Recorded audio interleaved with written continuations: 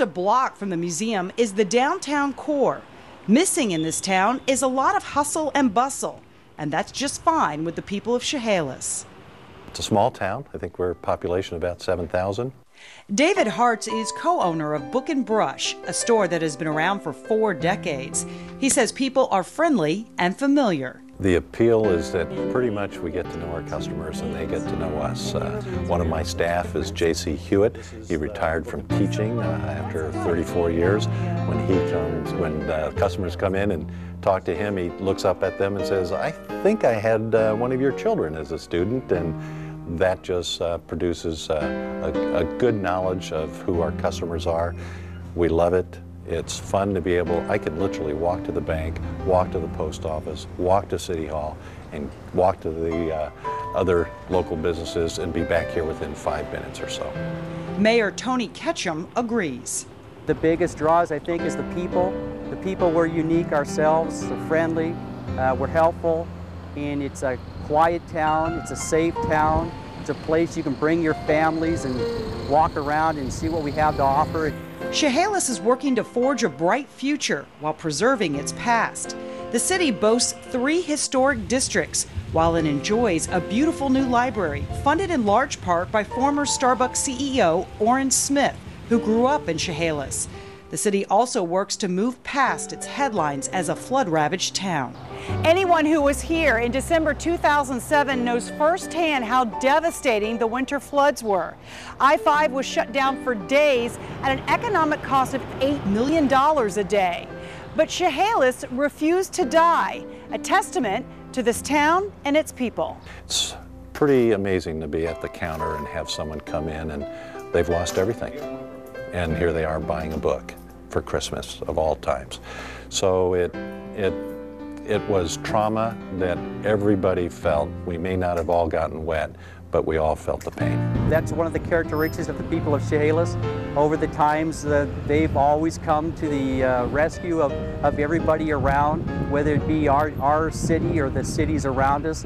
They've all come up and helped dig us out from the mud, the water, and they're here to stay, and they fight to keep the city going and keep the beauty of the city going.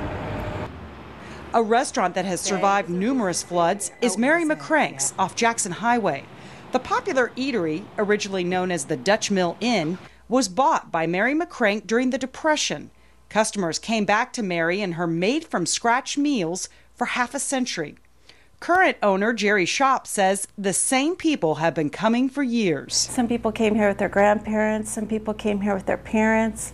They come back for memories, things when they were kids. Remember playing out in the yard, or Mary McCrank getting onto him for drinking pop. A lot of history here.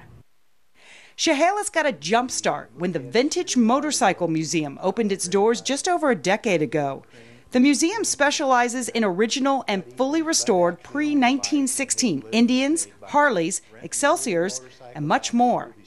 And then there are the bicycles, enough to keep you entertained for hours. From a rare wooden bicycle known as the first American bicycle to this 1960s Spacelander made from fiberglass. It was only a matter of time before word got out about Frank Mason's extensive collection. We actually have them come from, again, all over the United States and Europe. Our guest book is upstairs there on the counter, and if you look at that, I think the last group was from Japan. And so we do get them from all over. Which is great for other businesses in Chehalis. Well, you know, I think it actually sometimes fits in better in the smaller towns than a large city, because it tends to be an attraction and it'll bring people into our little town, the downtown area, and this has worked especially good for us. Despite their age, many of these vintage vehicles still run. So Frank, tell me about this one here. This motorcycle is a 1908 Indian, very rare. There's only 3 of them to exist. Very popular because that's when they started in taking additional passengers on the motorcycles. And so they called them a tri-car or a 4-car because of the seat being in front.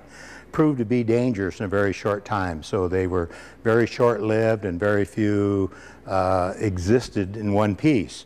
So they moved the 4-car to the side, and they become sidecars that we're used to today, and like the 1915 Indian with the sidecar. So, and there's only 3 left? There's only 3 to exist. with one right in our own backyard. The museum is open weekdays from 9 to 1 and on weekends by appointment. There's a lot happening in Chehalis this summer. Fair seekers can experience the Centennial Southwest Washington Fair. And in the last weekend of August, it's all things garlic at the Garlic Festival. We get possibly up to 10,000 people come in for the weekend.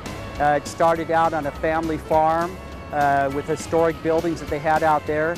And this last year we brought it into the Southwest Washington Fairgrounds, brought it in there, kept the same venue and everything, and easier parking access, and people are used to having it now, and I think we've made a spot for us every summer. Chehalis has not abandoned but embraced its railroad roots and evolved into a town with a lot to offer. For Neighborhoods, I'm Sabrina Register.